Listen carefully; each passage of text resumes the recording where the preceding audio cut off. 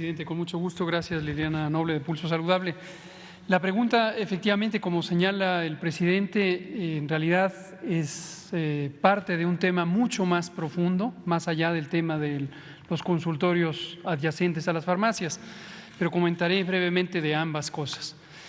Primero, sobre los consultorios adyacentes. En los últimos aproximadamente 8 años a 10 años, se empezaron a establecer este tipo de unidades de atención médica, consultorios, pegados a la farmacia, adyacentes a farmacias. No en cualquier farmacia, sino en un conjunto de farmacias de cadena o farmacias corporativas, que son empresas muy lucrativas que tienen presencia en casi todo el territorio nacional. La idea básica con la que estos consultorios empezaron a hacer fama y después a tener una clientela importante fue que tienen una resolución inmediata que aparentemente soluciona problemas de salud, porque simplemente hay que pararse en el consultorio, no se necesita hacer cita y se le atiende. Entonces eso empezó a atraer a la población que le parecía inconveniente, y desde luego puede serlo, el hacer filas o tener tiempos de espera en las instituciones públicas. Entonces la fórmula parecía genial, ¿no? La población fue muy entusiasta de tener esto. Voy a la esquina, además hay una gran cantidad de consultorios por todos lados. ¿Quién se puede oponer a una situación así? Pero cuando se analiza esto de manera puntual, se puede ver que en realidad es un gran engaño. ¿En qué sentido? Los consultorios adyacentes a la farmacia no resuelven problemas de salud de mayor importancia. Quizá resuelven una pequeña gripe, un dolor de cabeza, una diarrea, un problema de salud muy de corta duración que afecta a población principalmente sana. Pero alguien que tiene diabetes o hipertensión o una enfermedad pulmonar o una enfermedad cardíaca crónica, como gran cantidad de la población mexicana, estos consultorios no le van a resolver o incluso podrían poner en peligro su salud y su vida. Y esto es muy importante tenerlo presente. Y esto está documentado en las investigaciones del Instituto Nacional de Salud Pública, precisamente, que usted menciona. No solo ahora, desde la encuesta 2012 ya se había documentado. La cuarta parte de las consultas que ocurrían en 2012 y la tercera parte ahora con COVID ocurrieron en consultorios adyacentes a farmacia. Ahora, ¿de dónde viene esta idea y por qué decimos que es un asunto inconveniente? Las condiciones, incluso laborales, del personal médico, médicas y médicos, en general son personas jóvenes, médicas y médicos generales, que trabajan en estos consultorios, son condiciones muy precarias. Hay todo un tema incluso de justicia laboral o incluso de cumplimiento de las leyes relativas a las condiciones laborales que podrían estar siendo violadas sistemáticamente en estos consultorios adyacentes a farmacia por estas corporaciones. Son contrataciones eventuales.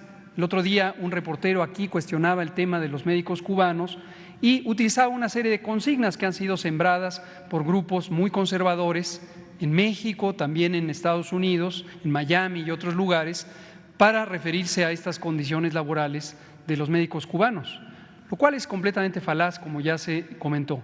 Pero no se visualiza que en el propio México contemporáneo hay condiciones laborales muy precarias para el personal de salud. Contrataciones eventuales, contrataciones que no hacen antigüedad, no tienen seguridad social en una proporción mayoritaria de quienes laboran ahí, pero además tienen una presión importante por ser agentes de venta de los medicamentos que se dan en la farmacia. Es decir, básicamente el personal de salud, aun cuando tuviera capacidades intelectuales, desde luego los tienen, pero de formación, son recientemente graduadas y graduados, trabajan ahí, pero están bajo presión porque tienen que hacer recetas de múltiples medicamentos, porque ese es el interés principal. No es dar consulta, no es resolver un problema de salud. Algunas de estas cadenas incluso no cobran por la consulta y le llaman asesoría médica gratuita, porque no lo consideran relevante el acto médico, la deliberación diagnóstica, el razonamiento, la exploración del paciente. Para estas cadenas de farmacias lo importante es que salgan con una receta de 6, 8, 10, 15 medicamentos, la gran mayoría no indicados, no correctamente indicados. Abuso en el uso de antibióticos. En COVID vimos muy problemático el abuso de antibióticos, de esteroides, que causaron muchas complicaciones o incluso la muerte de personas que fueron atendidas en estos consultorios. Ahora, de manera más profunda, ¿cuál es el origen de esto? Ya señalaba el presidente todo este proceso de desmantelamiento del sistema público de salud. Esto lleva los 36 años al menos del neoliberalismo y se está documentado.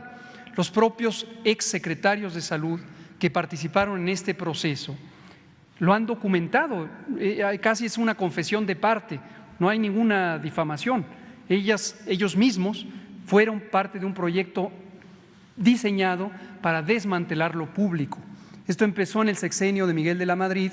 El secretario de entonces era el doctor Guillermo Soberón Acevedo, que ha sido muy influyente en el mundo médico, exrector de la UNAM también, en paz descanse, murió hace un año, y él formuló, incluso teóricamente, el proceso de desmantelamiento de lo público para sustituirlo por lo privado. Siguieron, por supuesto, los correspondientes secretarios de salud, de Salinas, de Zedillo, de Fox, de Calderón, de Peña Nieto. La idea básica, porque esto no fue un invento mexicano, esto fue un invento de los sistemas financieros globales, el Banco Mundial, el Banco Interamericano de Desarrollo, el Fondo Monetario Internacional, y se aplicó en una gran cantidad de países del mundo, destacadamente en América Latina, incluyendo el Chile de Pinochet y varios otros países, Colombia, con los gobiernos de derecha que se tenían hasta hace muy pocas semanas, y que el modelo era desmantelar lo público. ¿Por qué razón? La salud es una empresa muy lucrativa en el mundo. Hay grandes corporaciones de todo lo que tiene que ver con salud. Es la segunda o tercera operación más lucrativa del mundo, junto con la industria de la energía, el petróleo, y la industria de las armas. Entonces, en los años 80 se visualizó que se necesitaba expandir mercado para todas estas corporaciones y se forzaron estos modelos como parte de las llamadas en su momento reformas estructurales para desmantelar los sistemas públicos de salud y de seguridad social y sustituirlos por entidades privadas, corporaciones hospitalarias, corporaciones de farmacéuticos y también de distribución de medicamentos, aseguradoras, fondos de inversión, etcétera, etcétera. El Seguro Popular en su momento es la expresión mexicana del modelo que fue impuesto por estos organismos financieros internacionales. Y básicamente la apuesta fue que el sector privado iba a ser capaz de proveer servicios de salud para la población, pero al sector privado, en el caso mexicano es clarísimo, incluso más dramático aún que en los otros países, no le interesó invertir en la salud de la población. Lo que le interesó es ocupar estos nichos de oportunidad financiera, de dinero, para hacer negocios oportunistas con algunos servicios accesorios, servicios de laboratorio, servicios de consultas externas, y empezó todo este modelo de subrogación de servicios, es decir, el sector público, en vez de dar los servicios y tener al personal, tener las instalaciones, tener los insumos y el equipamiento, subcontrataba a veces a empresas. En el caso mexicano también un signo característico es la gran corrupción, empresas surgidas de la nada entre amigos de funcionarios, de políticos de alto nivel de influencia, que fueron creando corporaciones de laboratorios, corporaciones de hemodiálisis, de cirugía de estancia corta, de hemodinamia, etcétera, etcétera. Una de las instituciones públicas más devastadas por esto ha sido el ISSSTE. El ISSSTE en su momento, en los años 90, tuvo una reducción de más de 60% del financiamiento público, 60%. El IMSS, 40% en ese mismo periodo, en la década de los 90. Y después, en las décadas siguientes, lo que se empezó es a desmantelar. En los 90 todavía había debates políticos sobre privatizar o no privatizar y hubo movilizaciones sociales de defensa de la seguridad social y de la salud pública. Después dijeron, ya no discutamos, desmantelemos las instituciones privatizándolas silenciosamente. el modelo, los servicios subrogados, los servicios integrales, y entonces se empezó a subcontratar. Y estas instituciones eran simplemente oficinas de contratación de los amigos de los políticos o los políticos mismos que en su momento se fueron adueñando de todas estas corporaciones. Ahora, el tema de regular es importante. En este momento, con este desmantelamiento que hubo, no hay una oferta suficiente, es decir, no hay cantidad suficiente, ya lo ha mencionado el presidente muchas veces, de médicas y médicos, o de instalaciones físicas, de consultorios, de centros de salud.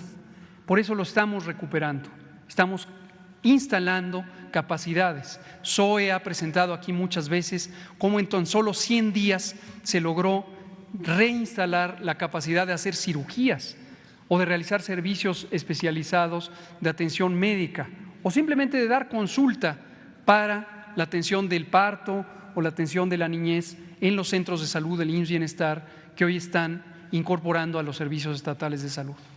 Va a haber una fase de transición. En ese sentido, los consultorios adjuntos o adyacentes a farmacia hoy cubren una necesidad, pero lamentablemente en condiciones muy precarias. Precarias para la población que se atiende, precarias para los trabajadores, médicos y médicas que laboran ahí y en cambio muy lucrativas para esas corporaciones. Pero no podemos cancelarlos de tajo. Lo deseable es que no existan, lo deseable es que no existan, en la medida en que el sistema público garantice la gratuidad, la universalidad, todo mundo tenga acceso y desde luego que la calidad sea atractiva para el pueblo. Entonces ese es el planteamiento, pero es muy probable que esa fase de transición implique regular de manera más estricta.